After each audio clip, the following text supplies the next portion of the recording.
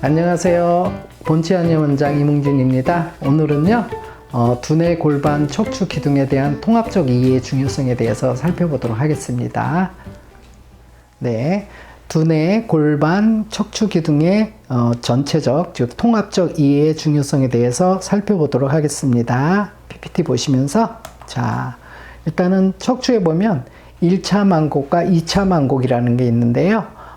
이제 이 1차 만곡 같은 경우는 요 태아 때 우리가 아기가 이렇게 웅크리고 있잖아요. 그래서 이렇게 C자 이렇게 뒤로 후만식으로 이렇게 돼 있는 거, 이렇게 돼 있는 건데, 이제 아기가 100일 때 되면 이제 고개를 겨누면서 이 고개를 뒤로 제끼게 되면 커브가 원래 이 C 커브 하나만 있었는데 요 커브 하나 새롭게 생기죠. 요거 하나 생기고, 그 다음에 이제 돌 때쯤 돼서 이제 걸음마를 배고 그렇게 하게 되면서 요렇게 또 허리 부위에 전만곡이 또 하나 형성이 되거든요. 그래서 요 태아 때 구부러졌을 때 형성되는 등과 요 척추에 있는 요런 후만곡을 갖다 1차성 만곡이라 그러고요. 그 다음에 이제 100일 때쯤 고개를 겨누면서 경추라든가 요추에서 2차적으로 태어나서 형성되는 그런 만곡을 2차 만곡이라고 합니다. 그래서 그 기본 개념 이렇게 잡으시라고 그림 한번 넣어봤고요. 그 다음에 이제 인체의 정면, 측면, 후면의 골격 구조. 일단은 뭐 뻔한 그림인데 그래도 골격 구조가 이렇게 돼 있습니다. 이렇게 좀 하고요. 그 다음에 이 전체 구조를 이렇게 놓으면 앞뒤에서 보면 일단 반듯하고요. 측면에서 보면 전만곡, 후만곡, 또 허리 전만곡, 골반 엉덩이 부위 후만곡 해서 S 두 개로 이렇게 형성이 되는데, 이게 완만한 S라인으로 했을 때 제일 좋고요. 그 다음에 제가 요거 전체적인 거를 좀 넣은 거는 뭐냐면, 그 밑에 몸의 하지로 갈수록 체중 부하를 많이 감당을 해야 되기 때문에 일반적으로 뼈의 어떤 추체의 크기들이 이 밑에서 위로 갈수록 조금씩 뼈 크기가 큰 데서 작은 쪽으로 이렇게 감소해 간다는 거, 그거 하나 좀 보시라고 요 그림 하나 놓고요.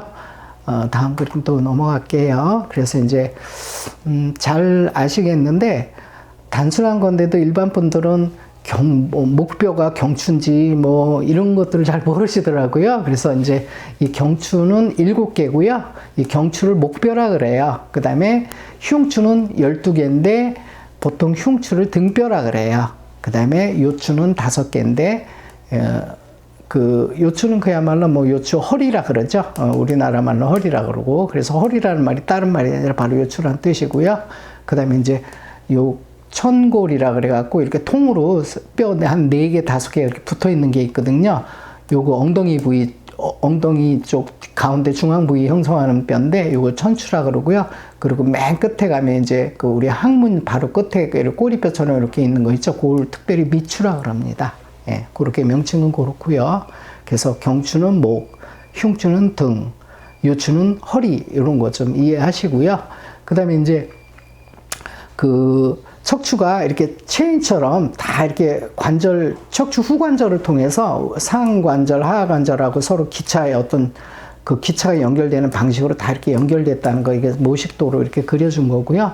그 다음에 이제 골반이 그 좌우 불균형이 되게 중요한데, 왜냐면 우리 인체가 앞으로 숙이거나 뒤로 제끼는 거는 각도가 많이 나오잖아요. 그러니까 그만큼 뭔가 그쪽으로는 관절 그 각도가 많이 나온다는 얘기는 그쪽으로는 변형이 좀 와도 좀 견딜 수 있는 여유가 좀 있다는 뜻이에요. 근데 좌우로 이렇게 몸이 기운다든가 이런 거, 좌우 측굴이라 그러죠. 그런 거는 아무래도 전후부도는 각도들이 안 나오잖아요.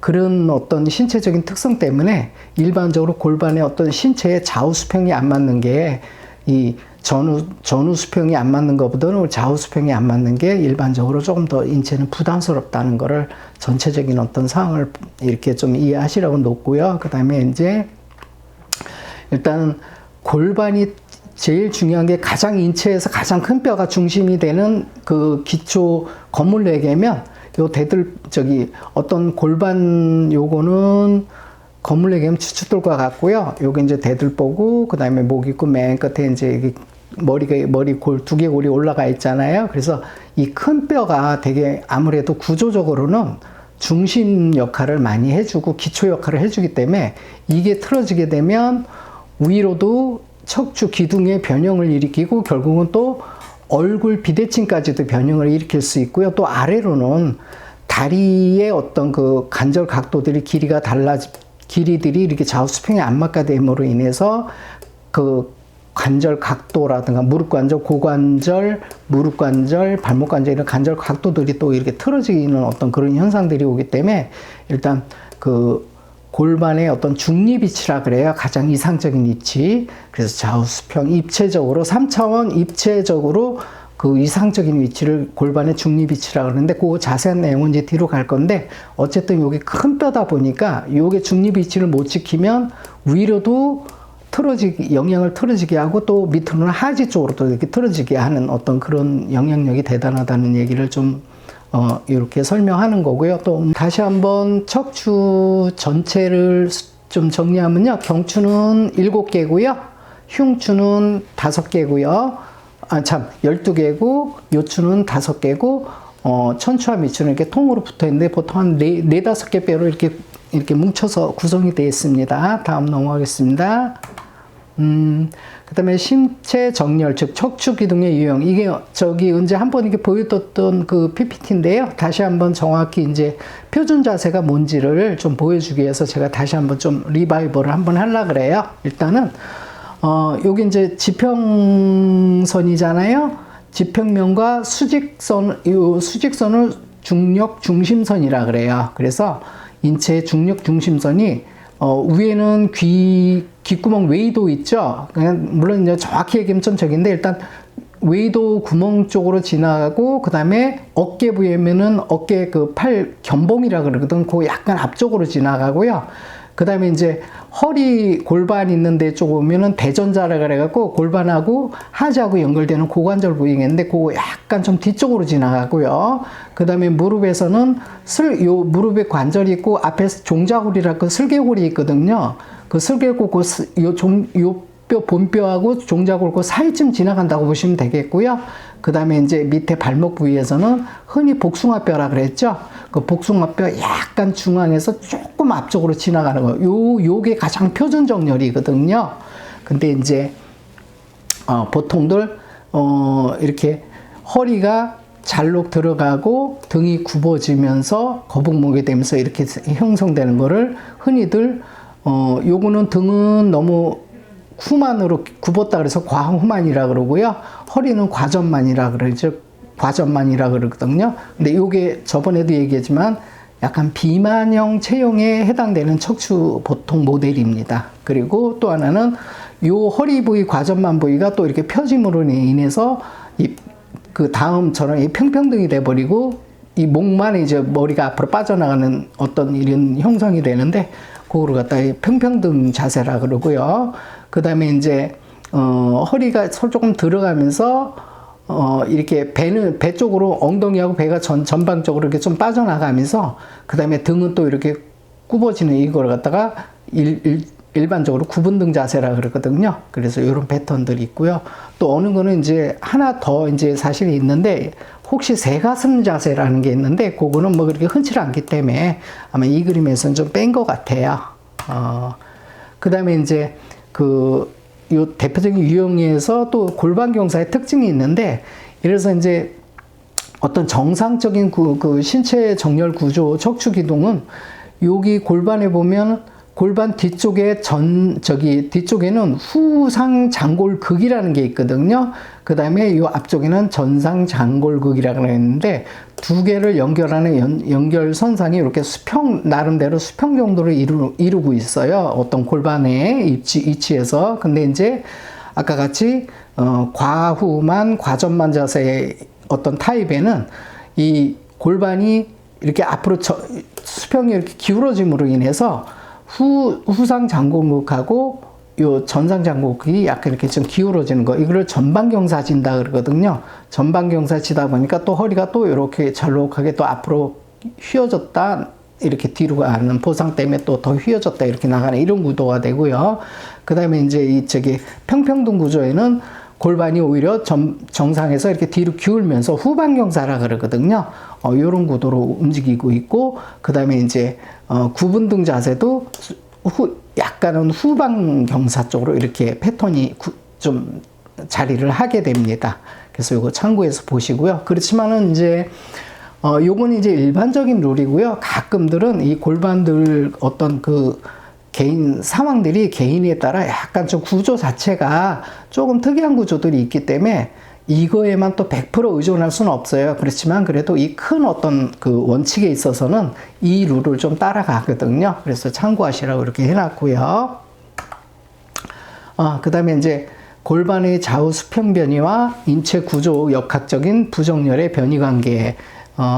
이게 어떻게 보면 아까도 잠깐 얘기했지만 인간이 그 좌우 수평이 어긋나는 게 골반의 어떤 전방 경사나 후방 경사 이런 문제보다도 오히려 좌우의 편의가 어긋나는 게 더 부담스럽다는 얘기 아까 들었었죠. 그래서 이제 항상 중심이 뭐냐면 가장 큰 뼈, 인체를 구성하는 가장 큰 뼈가 일단은 골반뼈잖아요. 그래서 골반뼈를 기준으로 해서 이 골반뼈는 이렇게 나오게 되면 또 고관절 각도가 또 나름대로 이렇게 좀 이렇게 돌아가게 됨으로 인해서 이렇게 내전된다 그래요. 안쪽으로 이렇게 내려오게 되면 약간 내전 경향이 오고 그다음에 요 각도가 뭐 가끔 O다리, X다리 이런 얘기 많이 하잖아요. 그런데 좀 이쪽 골반이 나오면서 약간 이게 내전 쪽으로 가면 이렇게 또 이렇게 안쪽으로 돌아가면 X다리 쪽으로 이렇게 간다는 변형인데요. 이것도 하나의 그냥 원리적인 모식도지 사실은 각자의 생활 자세 패턴들, 이 기본 요런 원리 모식도에 각자의 어떤 습관들이라든가 직업이라든가 생활 패턴들에 의해서 또 다양하게 거기다 그 복합적인 요소가 또 이렇게 추가가 되면 통합적으로 보게 되면 꼭 요대로만 가지는 않아요. 그렇지만 그래도 이런 기본 원리를 이해를 해야지 또 그 다음 고차원 틀어지는 어떤 그런 통합적인 그 분석도 가능하게 되는 거기 때문에 일단 기본 그 요소 분석이 되게 중요하기 때문에 원칙을 갖다 이렇게 밝히느라고 이런 그림들을 제가 설명을 드리는 거고요.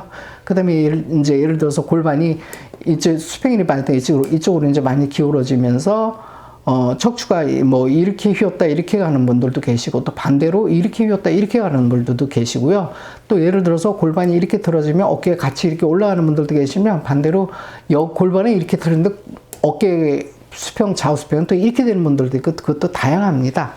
그래서 그거는 하나의 어떤 구조 역학적인 측면에서는 요 원칙을 따르지만 또 우리 인간이라는 게 생활 습관이라는 게 있기 때문에 팔다리를 쓰는 습관들도 있고 가방을 매는 습관들 이런 것들이 또 과세가 되고 그러면은 또 이런 어떤 변형된 어떤 그 원칙들이 또 새로 파생이 된다는 거 이해 좀 하시고요. 그 다음에 이제 골반 좌우 수평과 척추 정렬 관계의 중요성 이게 뭐냐면 인체 어떤 구조 역학적인 신체 상행 영향력 개념이라고 이렇게 썼는데 이게 뭐냐면요.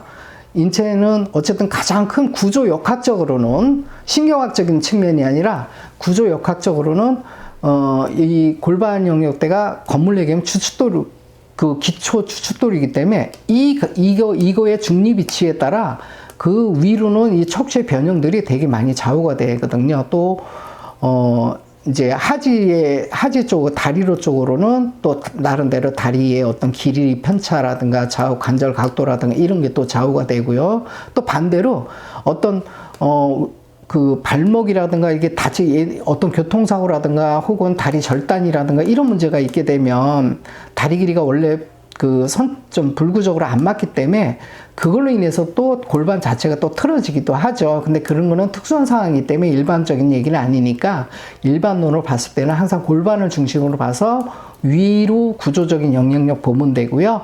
하지, 다리 영향력 이렇게 보면 되세요. 그래서 이렇게 되는데 일단은 요 구조적인 어떤 중립관계를 몇 가지 팩터로 좀 봐야 되는데 뭘 봐야 되냐면 일단은 1차적으로는 좌우수평 문제 변이가 제일 중요하고요. 그 다음에 또 하나는 어떤 게 있냐면 아까도 얘기했던 전방 경사가 골반이 앞쪽으로 기울어진 전방 경사냐 뒤로 기울어진 후방 경사냐 하는 그런 문제가 또 하나의 문제가 있고요. 그 다음에 또 하나는 골반 자체가 축이 이렇게 로테이션 전체적으로 돌아가느냐 이런 식으로 돌아가느냐 저쪽으로 돌아가느냐 이런 회전 문제예요. 로테이션 문제라 그러죠.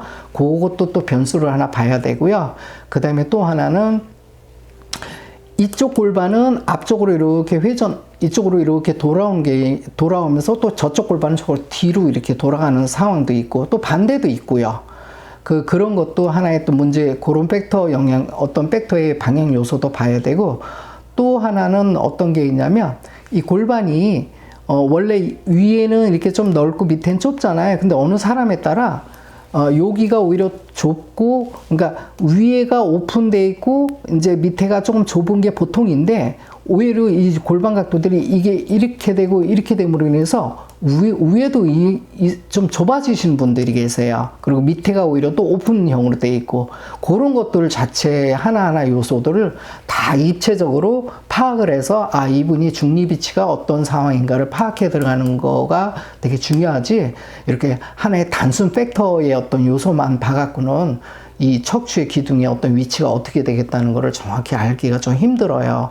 그리고 또 하나, 그 기본 구조 역학적인 거는 그렇지만 또 여기에 또 항상 생활 패턴의 자세들이 또 그 사람의 생활 습관이 들어가기 때문에 그런 것까지도 실제 임상에 있어서는 다 고려를 해야 된다는 거예요. 그래서 여기 보면은 여기 이제 좌우 수평이 이렇게 맞을 때는 이런데 이 골반이 이렇게 기울어졌음에도 아까는 이렇게 어깨도 이렇게 올라가 있었잖아요. 근데 이거 같은 것도 반대로 이렇게 되잖아요. 그러니까 이거를 어떤 패턴이 꼭 있다고 패턴을 고정시키면 하나의 경향성은 이렇게 얘기할 수가 있는데, 그 사람이 꼭 이렇게 됐다 그래서 꼭 뭐 이렇게만 돼요 하고 이렇게 고정을 시키면 안 돼요. 왜냐면 항상 그 사람의 그 사람이 생활 습관이 어떤 패턴을 가지고 있느냐가 그 어떤 전체적인 어떤 그 불균형의 문제를 어떤 패턴을 결정하는데 여러 가지 요소들이 있기 때문에, 그렇지만 요런 기본 구조를 갖다가는 기본적으로 알고 있어야 좀 더 복합 패턴도 이제 분석할 수 있는 능력이 형성이 되는 거기 때문에,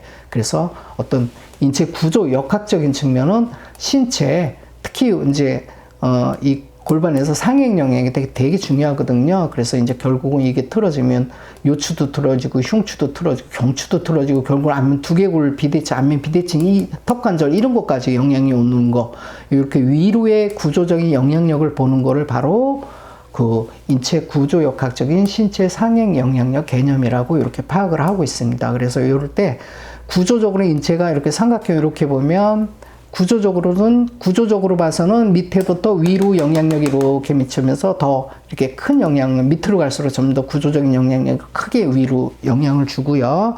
그 다음에 이제 또 하나 요 반대 개념이 뭐냐면,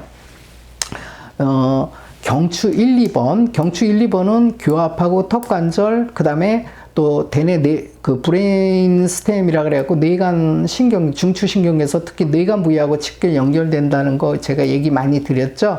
그 TMJ 신드롬하고 그 안면 비대칭 관계, 그 동영상 좀 더 참고해 보시면서 그 얘기 충분히 해놨기 때문에 요런 거하고 그 다음에 신체 구조의 관계, 요거는 무슨 얘기냐면 결국은 두뇌 척수 중추 신경계학적인 신체 하행 영향력 개념이거든요. 그러니까 요 얘기 어려운 표현 같은데 뭐냐면, 신경학적으로는 위에서부터 밑으로 이렇게 보고 들어가는 게 더 영향력이 위에서부터 점점 밑으로 갈수록 이제 큰 데서 작아진다는 뜻이고요. 그래서 삼각형으로 표시하면 이런 식으로 신경학적인 구조 영향력은 이렇게 그 영향력의 크기를 보면 이렇게 역삼각형 모양으로 보시면 되고요. 아까 바로 요 앞에 얘기했던 구조적인 영향력은 골반을 중심으로 해서 이렇게 위로 갈수록 밑에 영향력이 크면서 점점 구조적으로는 이렇게 아래쪽에서부터 큰 영향이 되면서 위로 갈수록 적어지는, 그래서 신경학적인 어떤 요 관계도 이해를 해야 되고, 또 인체 구조 역학적인 면은 또 이렇게 삼각형적인 측면 두 개를 오버랩 시키면서 이해를 하고, 거기다가 또 각자의 그 개인 생활 패턴들을 또 복합적으로 이렇게 통합을 해가면서 이해를 해야, 아, 이 사람이 어떻게 틀어졌다는 게 전체적으로 오고요. 그리고 중요한 거는 실제 이렇게 저 사람은 어떤 패턴이니까 어떻게 틀어졌겠지 하고 예측하면 안 돼요. 실제 그 사람마다 그 얘기는 이렇게 여러 가지 영향력이 있다는 얘기는 뭐냐면, 어떤 패턴에 구속돼 갖고 선입견을 가지면 안 된다는 뜻이에요. 실제 딱 나름대로 기준을 갖고 보는 기준 관점을 가지고 딱딱 실제 측정을 해줘야 돼요. 그래서 진짜 이 사람은 기본 패턴은 이건데 실제는 이렇게 틀어져 있구나, 이게 다 또 다른 상황들이 오기 때문에 여러 가지 그렇지만 이런 변수들을 다 고려를 이미 다 포함을 하고 있어야 된다는 얘기예요. 실제 임상에 있어서는. 그리고 이제 알다시피 요거 하는 그림 하나 먼저 놓지만 조금 빠진 게 있어서 조금 한 추가로 또 놓은 게 뭐냐면 요 경추 요게 1번이고 요게 이제 환추라 그러거든요. 그 다음에 요게 2번 경추 아식스라 그러고 요게 이제 3번 경추인데 얘네들이 이렇게 정렬이 잘 맞으면은 요 두개골 밑에 보면 큰 구멍이 있거든요. 이 신경 연수가 나오는 데죠. 연수가 왔다 갔다 하는데 이 뼈 구조가 정렬이 잘 돼야 요 구멍, 신경 관 캐비티라 그럴까요? 신경관이 요 구멍하고 또 아구가 잘 맞아져 갖고 신경이 하나도 압박 요인 없이 잘 이렇게 통과가 돼서 소통이 잘 되는데 이게 이제 그래서 경추 1번하고 2번 이쪽으로 둘 다 돌아가 있죠. 경우에 따라서는 염전이라는 게 뭐냐면 1번은 일로 돌아가고 2번은 또 이렇게 돌아가고 그것도 다양해요. 그 다음에 지금 같은 경우는 이렇게 두 개 다 동시에 1번, 2번이 다 한쪽으로 다 쏠리는 상황이고 3번만 정상. 어느 때는 또 이 두 개는 또 이렇게 돌아갔는데 또 3번은 또 이쪽으로 와 있는 경우도 아주 정말 천태만상입니다. 케이스 바이로. 그래서 그런데 어쨌든 이게 틀어지게 되면 기본 모식도가 요게 이렇게 돌아가게 임으로 인해서 요 구멍이 일부 조금 이렇게 빠져나가면서 실제 신경 통과하는 그 길이 조금 좁아지겠죠. 그러면은 신경 큰 다발이 여기에서 차단이 되면서 오게 되면 여러 가지 문제가 오잖아요. 그래서 그렇게 되면 이제 뇌척수 경막도 비틀림이 형성이 되고 목을 조이게 되고 그러면 뇌척수의 순환도 이상이 오게 되고 그 다음에 또 신경계 경동맥이니 추골동맥이니 또 이런 거 여러 가지 혈관 관계 속에서 인해서 이 뇌하고 몸하고 연결 관계가 원활하지 못하게 되거든요. 그래서 특히 경추 1, 2번에 의해서 이 구멍들이 이렇게 신경 여러 가지가 좌우가 되기 때문에 해부학적으로 이것들이 잘못되게 되면 전신적인 증상들하고 연결될 수밖에 없다는 거예요. 그거 하나 꼭 보시라고 지금 이 그림 놓습니다. 그 다음에 이제 척추의 로베 빠는 게 이거는 저번에 아마 처음에 내가 이 로베 빠는 게 설명하면서 그냥 넘어갔을 거예요. 근데 이번 기회에 한번 설명 드리려고 그래요. 척추의 로베 빠는 게라는 게 있는데 이거는 뭐냐면 인체의 팔다리 서로 교차 운동 패턴에서 이제 기원을 하는 건데 이 로베 빠는 게가 어떤 의미를 갖냐면요.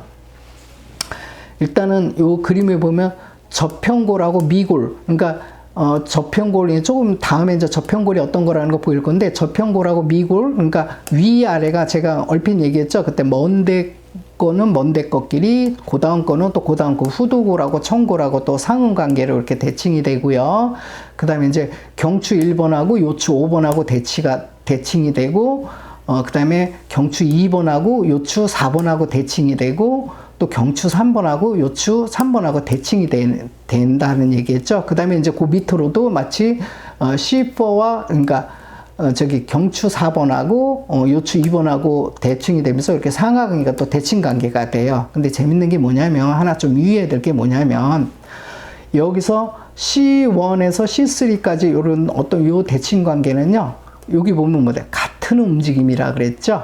그 얘기는 뭐냐면 경추 1번이 이쪽으로 이렇게 돌아가면 요추 5번도 같은 방향으로 돈다는 뜻이에요. 요추 5번 요게 이쪽으로 회전된다는 거예요. 그리고 여기 이제 반대 움직임이 있다고 돼 있잖아요. C4서부터 L2 요런 상응 관계에서는 이게 반대 움직임이 이런 역학적인 어떤 회전 역학적인 관계가 있는데 그거가 어디서 비롯됐냐면 우리가 이제 걸을 때 왼발을 내밀잖아요. 그럼 왼발을 앞으로 이렇게 내밀면은 이제 예를 들어서 작은 걸음일 때는 그냥 다리만 쓱 나오고 골반 회전은 없잖아요. 근데 예를 들어서 큰 걸음으로 딱 간다 그러면은 골반이 왼쪽으로 이게 왼쪽 발을 내놓으면 왼쪽으로 이렇게 돌아가죠. 골반이. 그때 골반이 회전이 이렇게 되는데 왼발을 앞으로 내밀기 위해서 골반이 엉덩이니까 왼쪽으로 따라가는 회전이 이렇게 도는 거죠. 그렇게 되면 어디까지 그 영향력이 가냐면 요거 T6까지 잠깐만 요거 연결하면 요 모형으로 한번 좀 보일까요? 네. 일단은 우리가 걸음을 시작할 때 왼발로 가기 위해서는 다리가 이렇게 앞으로 나가야 되잖아요. 그럼 골반이 이렇게 씩 돌아가잖아요. 그래서 그러면 그 회전력에 따라서 몇 번까지가 어디까지 올라오냐면 여기 그 C6인가요? C6까지는 이쪽 방향으로 이 척추대로 이렇게 따라서 회전을 하죠. 그 다음에 이제 반대로 다리가 이쪽으로 갈 때는 우리가 교차 운동을 하기 때문에 상팔은 앞쪽으로 이렇게 내밀면 얘는 이렇게 회전이 되거든요. 이쪽 방향으로. 그러면 얘는 이쪽으로 회전되고 얘는 이쪽으로 회전되기 때문에 바로 요 관계는 역작용의 방향대로 역작용의 관계를 맺는다는 얘기고요. 반대로 또 이제 그 C1하고 L5는 어떻게 되냐면 어깨는 이렇게 가지만 또 우리가 고개 그러면 위에는 이렇게 되면 이렇게 될 거 아니에요. 예를 들어서 고개가 이렇게 왼쪽도 돌아갈 거 아니에요. 근데 우리는 항상 걸을 때 정면을 봐야 되잖아요. 그러면은 머리를 갖다가 얼굴을 이쪽으로 이렇게 돌리거든요. 돌리면 이거하고 반대쪽에 회전력이 생기죠. 그때 C1, C2, C3가 같이 따라간다는 뜻이고요. 어깨에 팔 내밀 때 스카플라서부터 이렇게 들어갈 때는 이쪽 뼈가 이쪽으로 회전변이 이렇게 돼. 그래서 역작용이 되는 거거든요. 근데 요거하고 역작인데 결과는 얘하고는 또 결국은 여기 아까 이렇게 갔었죠. 같은 방향이 돼요. 위하고 요 주 5개요. 그러니까 5번, 4번, 3번은 또 이렇게 돌아가면서 같은 방향. 그래서 요거하고 C1하고 L5하고 C2하고 L4하고 이런 것들은 동방향의 구조 역학적인 운동이 생긴다는 게 바로 그 얘기입니다. 네. 척추의 로베 빠는게에 대해서 알아보았는데요. 다시 한번 요약해드리면, 기본적으로, 그 저평골과 미골, 맨 위하고 맨 밑에하고 서로 대칭이 된다는 뜻이고요. 그 다음, 이제, 이 가까운 데를 서로 상하 대칭이 된다는 뜻이 일단은 하나고요. 그 다음에 또 하나는 어떤 그 움직임에 있어서 C1, C2, C3, 그 다음에 L5, L4, L3. L은 요추란 뜻이고요. C는 서비컬이에요. 경추란 뜻이거든요. 요 세 개까지는 같은 방향으로 그 커플링 모션을 한다는 거고요. 그 다음에 이제 여기 C4에서 L2, 그 다음에 여기 이제 T5에서 T6, 여기하고 요 밑에 애들은 서로 역방향으로 그 커플링 모션 한다는 거. 그거 요약하고요. 그리고 이게 이렇게 되는 원리는 바로 인체 우리가 크게 걸을 때 팔다리 교차 운동 패턴에 의해서 기원했다는 거. 거기서 왔다는 거를 주의하시면 하고요. 바로 이렇게 납득이 안 되시면 제가 지금 얘기한 걸 근거로 해서 한번 이렇게 본인들이 행동해 가면서 이렇게 모션을 한번 해보면 금방 납득될 거예요. 그 다음에 이제 아까 저평골이라는 얘기가 나왔었잖아요. 그 저평골이 뭐냐면 여기서 보면 요 나비뼈 모양 두개골 요게 밑면 쪽이고 요 얼굴이 요게 이제 저평골이거든요. 그 다음에 요거는 이제 후도골 부위거든요. 이 회색으로 된 거, 약간 연두색은 저평골 부위인데, 얘가 이제 전체적으로는 나비 모양이라 이게 저평골, 스페노이드 부분이라 그러는데, 요 저평골이고, 요게 이제, 그 다음에 이제 그 저평골하고 이렇게 연결이 되면서 이렇게 후두 부위로 이렇게 되면서 후도골이고, 그 다음에 요게, 큰 포라멘 구멍이 하나 있죠? 요게 이제 뇌줄기에서 내려온 뇌척수 연수가 이렇게 통과되는 그 척수광으로 연결되는 구멍이거든요. 요 후두골 모습. 그래서 이제 아까도 얘기했지만은 그 미골하고 요 저평골 요 부위하고 이렇게 서로 대응이 관계가 있다는 얘기 좀 하고요. 그 다음에 이제 요것도 뭐 같은 그림인데 여기서는 요게 이제 요렇게 나비 모양식으로 돼 있죠. 요게 저평골인데 요게 이제 옆에 측면에서 밖에서 볼 때는 여기서 이렇게 노출이 되는 부위가 요 부위가 이렇게 돼 있어요. 그래서 그렇게 구체적인 입체적인 관계 좀 이해하시라는 얘기 하고요. 그 다음에 이제 또 저평골과 후두골의 미세한 움직임 관계가 있는데 이게 뭐냐면 나중에 그 뇌척수 순환 원동력이 있는데 그게 호흡 관계로 인해서 두개골이 열리고 닫히고 이런 관계가 있는데 가장 그 운동의 중심이 뭐냐면 여기 이제 후두골이고요. 여기 저평골이거든요. 그래서 요 관계가 이렇게 두개골이 두 개가 이렇게 벌어졌다 달렸다 이런 운동도 하나 있고요. 그다음에 저 요 밑에 그림은 뭐냐면 얘네들이 이렇게 관절로 슬쩍 이렇게 연결이 돼 있잖아요. 유리질로. 근데 이게 굳어진 아주 부동으로 이렇게 딱 고착된 게 아니라 경우에 따라서는 두 개가 이렇게 밑에 이렇게 됐다 또 이렇게 됐다도 된다는 뜻이에요. 요게는 요렇게 됐다고. 그리고 요쪽이 이제 얼굴에서 보면 요쪽이 좀 앞으로 이게 프로민트 되겠죠. 이렇게 도드라져 나오겠죠. 그 다음에 이렇게 되면서 또 반대로 이렇게 된다. 그런 관계들 이해하시라고. 그래서 요것도 하나의 나름대로 이렇게 뼈와 뼈 사이에 약간 이렇게 움직여줄 수 있는 유동성이 좀 있는 어떤 걸로 연접이 돼 있기 때문에 서로 이렇게 좀 이렇게 틀어지기도 하고 이렇게 서로 연결된다는 거. 그러면서 또 상하로 닫혔다 열렸다 이런 거 한정 이해하시라고 일단 좀 그림 한 넣어봤고요. 네. 그래서 아까 같이 로벳 반응의 원리에서 인체의 어떤 인체 골격 구조뿐만 아니라 인체의 어떤 상하 대응 관계가 이렇게 그런 원리를 바탕으로 해서 형성이 된다는 얘기 다시 한번 이렇게 그림으로 보여주는 거죠. 그래서 후두골은 천골, 꼬리뼈 쪽이 흔히들 이제 아주 꽁지뼈 그거는 아닌데 천골하고 후두골하고 대응이 되고요. 그 다음에 이제 목학 환추하고 제 5번 요추 대응되고 그 다음에 3번 경추하고 또 3번 요추하고 대응 관계. 그리고 요거는 같은 방향 관계고요. 그 다음에 이제 견갑골과 장골이 또 대응 관계를 맺고 그 다음에 와관절, 턱관절 요거하고 천장관절이 또 이렇게 대응관계, 악관절, 맞아요. 턱관절하고 또 천장관절 대응관계, 그 다음에 어깨, 경관절하고 또 고관절하고 대응관계, 근데 이런 것들이 있고요. 요것들이 그 다음에 이제 요걸 뒤통수에 이렇게 사지탈 수초하고 이렇게 코로나리 수초 요 만나는 분은 람다 부위라 그러거든요. 요 람다하고 요 치골결합 부위하고 또 상하 대응 관계. 그래서 저희가 가끔 한의원에서 한방 같은 데서요 침 놓을 때 이 어깨가 아프면 요 고관절 쪽에서 침 넣어서 이쪽을 다스리기도 하고요. 또 고관절이 아플 때 이쪽에 침 넣어서 또 이쪽을 다스리기도 하는 그런 어떤 상하 대응 침법들이 또 있어요. 또 어느 때는 단순하게 상하 대응뿐만 아니라 대칭 대응도 쓰기도 하고 뭐 여러 가지 이제 입체적인 3차원 입체 공간적인 측면에서 서로 대응 관계를 이용해서 여기가 아픈데 여기서 침 넣기도 하고 여기 이 밑에 여기서 침 넣어서 이걸 잡기도 하고 하는 어떤 다양성이 있습니다. 왜냐면 그게 좋은 게 뭐냐면 이래서 어떤 이쪽이 다쳐서 여기 아픈데 이쪽에 침 넣을 수 없는 상황 같으면 또 반대를 이용해서 이쪽으로 침 놔주게 하고 그 다음에 그런 어떤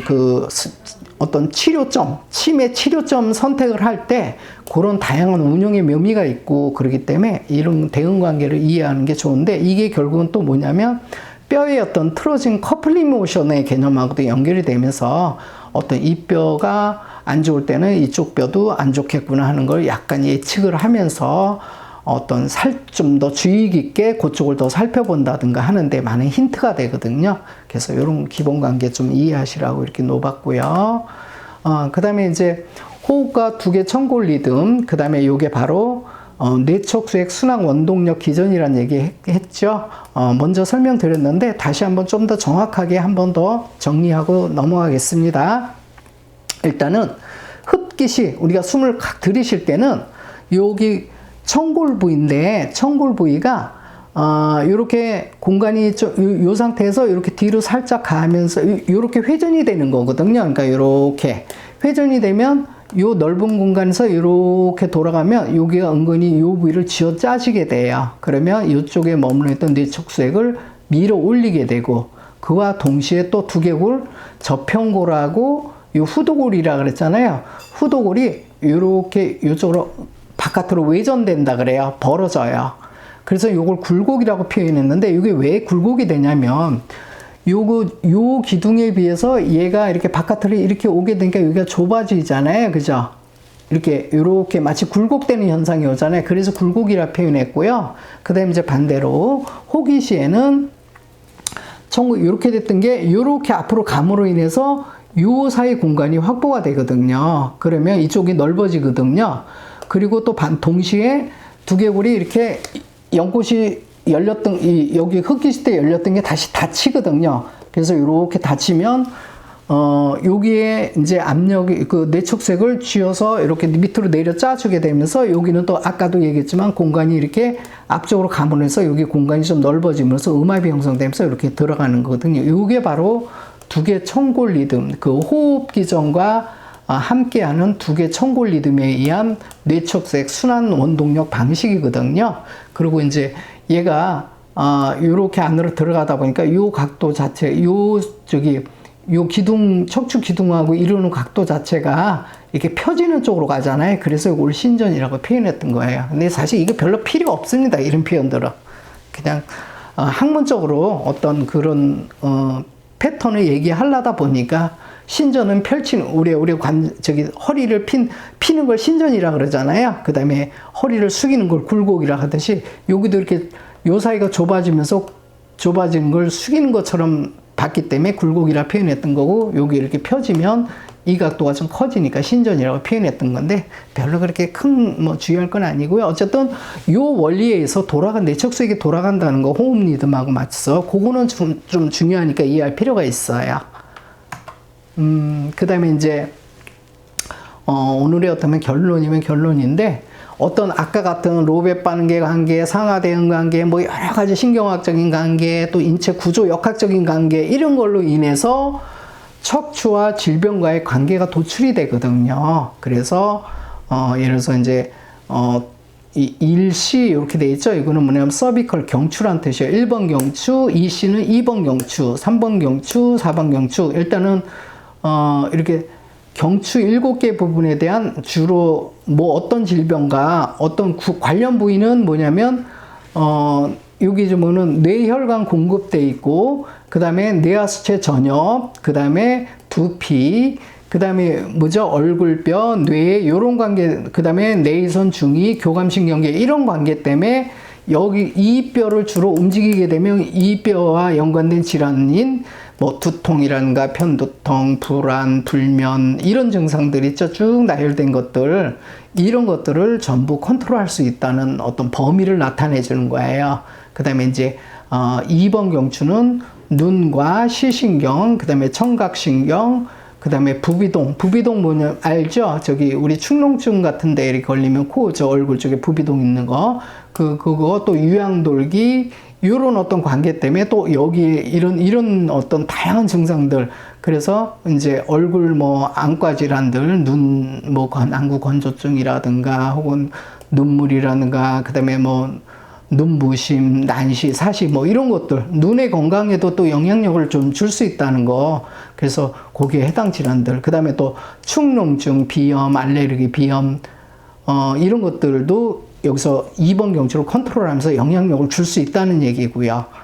그 다음에 3번 C인데 요거는요 저희가 이제 PPT로 나중에 한 장짜리 정리가 된 거가 있는데, 거기 가서 좀 더 구체적으로 보면서 이렇게 설명해 드릴게요. 하나하나 다 하려니까 시간이 좀 너무 많이 걸릴 것 같으네요. 그래서 요거는 또 뭐냐면 1T, 2T 이렇게 돼 있죠. 1번 서락시, 그래서 흉추라는 뜻이거든요. 1번 흉추, 2번 흉추, 3번 흉추, 이렇게 쭉 해서 12번 흉추까지 있죠. 그래서 이제 1번 흉추는 어떤 손을 포함한 팔꿈치 아래 팔 부분, 그 다음에 팔목, 손가락, 식도, 기관지 부위, 이런 부위하고 연관이 되어 있기 때문에 이 뼈를 잘 이제 교정하게, 이제 이 뼈가 잘못되면 천식, 기침, 호흡곤란, 숨가쁨, 그 다음에 이제 팔 아래 전완 부분, 뭐 손의 통증, 뭐 이런 증상들이 나타날 수 있기 때문에 이 뼈를 이런 증상들이 있을 때는 이 뼈를 중심적으로 보면서 이걸 바로 잡아주면 이런 문제가 또 해결이 된다는 뜻이거든요. 어쨌든 이런 관계로, 그 다음에 2번 뼈는 또 심장 쪽 관상동맥, 그 다음에 3번 흉추는 폐, 기관지, 늑막, 흉부, 유두 뭐 이런 관계. 그래서 기관지염, 늑막염 이런 것들의 질환들을 또 요 3T의 뼈하고 연관이 돼 있다는 거, 이런 식의 어떤 관계들이거든요. 그리고 이제 네 번째 흉추 같은 경우는 담낭하고, 그 다음에 그렇죠. 특히 이제 간담 관계, 요쪽 5번 특히 간 이렇게 있네요. 이런 것들이 담낭질환, 뭐 황달, 대상포진 이런 것들, 그다음에 또 간하고 태양신경총, 5번 어떤 흉추 같은 경우는 간하고 태양신경총, 혈액 복강신경 뭐 이런 것들 때문에 또 간의 모든 질환, 고열병 이렇게 내과적인 질환. 그러니까 결국은 뭐냐면요, 이 질병관계의 가장 큰 요점 뭐냐면 이 구체적인 것들은 나중에 이제 이렇게 제가 동영상 하면 정지화면을 통해서 한번 구체적으로 이렇게 한번 숙지해 보시면서 한번 보고요. 아니면은 인터넷에 척추와 질병과의 관계 이렇게 검색해 보시면 아마 이런 내용들이 떠 있을 거예요. 저도 거기서 설명해서 따왔으니까 그거 좀 보시면 참고하시는데, 중요한 건 뭐냐면 이 척추 기둥을 바로잡는다는 거는 경추, 흉추, 요추 뭐 이런 것들을 다 바로잡는다는 거는 단순히 뭐 목 디스크, 허리 디스크, 척추관 협착증 뭐 근골격계 질환만 관계된 게 아니고, 저번에 그 내장신경, 그 자율신경계의 관계 속에서 이렇게 인체 모든, 그 다음에 12쌍 내신경계, 12쌍 내신경계와 뭐 이런 관계들 때문에, 결국은 모든 질환들이 다 같은 높이에 관계된 것들이 내장까지도 다 영향력이 있구나 하는 것들을 이해하시라고 이렇게 했으니까요. 그리고 이제 요추 부위, 요거 이제 12번까지 흉추란 뜻이고, 요 L이라는 게 룸바라는 뜻이거든요. 룸바 버테브라 그랬고, 요추란 뜻이거든요. 그래서 1번 요추는 대장, 대장결쟁, 뭐 서해부, 이런 사타구니 부분, 이런 거하고 또 어떤 연관 부위이기 때문에 그쪽에 변비라든가 대장염, 이질, 설사, 탈장 이런 질병을 치료하는데 하고도 연관이 있다는 거고요. 그러면 이게 틀어지면 그럼 일연병도 온다는 얘기고, 이걸 바로 잡으면 일연병도 해결할 수 있다는 뜻이에요. 이 그림 자체는, 질병과의 관계는. 마찬가지로 이제 두 번째 요추에는 맹장, 복부, 넓적다리 부분 하면서 경련, 호흡곤란, 탈수 이런 증상들 쭉 있어. 그래서 요 관계를 잘, 이제 어떤 관계를 깊이 이해될 수 있는 연결성 관계를 찾아가는 게 바로 어떤 인체에 대한 그 이해가 깊어질수록 이런 연관 관계들이 막 얼핏 볼 때는 전혀 연관이 없을 것 같은데도 충분히 그런 관계들을 충분히 숙지를 하고 있어야 자유롭게 이제 어디일 때는 어디부터 접근해 들어가야 되겠구나 하는 어떤 스케줄 같은 것도 순간에 탁탁탁탁 떠오르게 되거든요. 그래서 이런 어떤 기본 관계들을 좀 봐두긴 해야 돼요. 숙지를 하고. 자, 그리고 이거는 이제 아까는 그 세 부위 나눴죠. 마찬가지예요. 경추하고 요추, 그 다음에 흉추, 요추. 그래서 경추 7개에 대한 거, 흉추 12개에 대한 거, 각 연관 부위가 있고요. 연관 부위가 정리가 되어 있고, 그 다음에 요추 5개에 대한 연관 부위 정리되어 있고, 또 해당 증상들 정리되어 있고, 그 다음에 이제 천골에 대한 또 연관 부위 정리되어 있고, 이렇게 연관 질환들도 정리되어 있고, 그 다음에 이제 꼬리뼈 미골이라 그러죠. 거기에 대한 것도. 그래서 미골 쪽에는 항문과 연계되면 치질, 뭐 이렇게 치루, 치질 뭐 이런 병들하고, 그 다음에 그런 것들도 또 연관이 많이 있어요. 그 다음에 또 이 관계가 또 아까 상하 대응 관계로 보면 여기에서 이쪽으로 잡아갈 수도 있고, 여기에서 또 여기에 해당되는 거를 또 풀어갈 수 있다는 어떤 그런 그 상하 고저 대응 관계 있죠. 그것도 또 하나의 그 패러다임으로서 존재한다는 거, 그것도 잊지 마시고요. 그래서 이 하나하나 다 읽어드리면서 이렇게 설명해 드렸으면 좋겠는데, 너무 주어진 시간이 좀 많이 걸릴 것 같아 갖고요. 자꾸 이렇게 보시면서 이렇게 연관관계를 이렇게 보다 보면 자연스럽게 인체를 내가 아는 만큼 점점 연결성이 보이거든요. 그렇게 해서 참고해 보시라고 제가 이렇게 올려놨습니다. 네. 지금까지 살펴보았는데, 사실은 이 척추 기둥 관계가 거의 모든 질환하고 다 연관이 돼 있다는 거 리얼하게 좀 이제 감이 와닿죠. 그래요. 그렇기 때문에 그 척추 골반과 우리 인체의 구조역학적으로 인체를 반듯하게 유지하면서 생활하는 거는 인간이 걸릴 수 있는 모든 질환을 갖다가 예방하는 차원에서 너무 소중하다는 얘기를 하고요.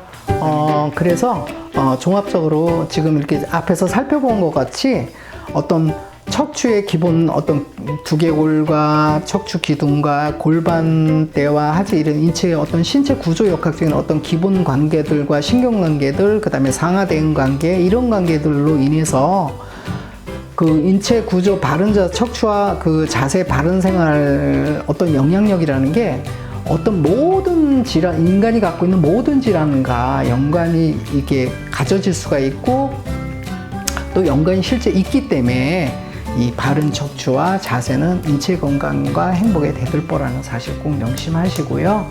꼭 바른 생활 자세 하시고 그런 어떤 문제들이 있으면 혼자 고민하면서 병을 자꾸 작을 때 바로 했으면 금방 쉽게 해결될 것들을 혼자 고민하다 보면 점점 키워가면서 일들을 전부 복잡하게 만들 수가 있으니까요. 가능하면 이런 쪽의 전문가분들 특히 이렇게 찾으셔갖고 바로바로 해결하시기 바랍니다. 예, 오늘 여기까지 하겠습니다.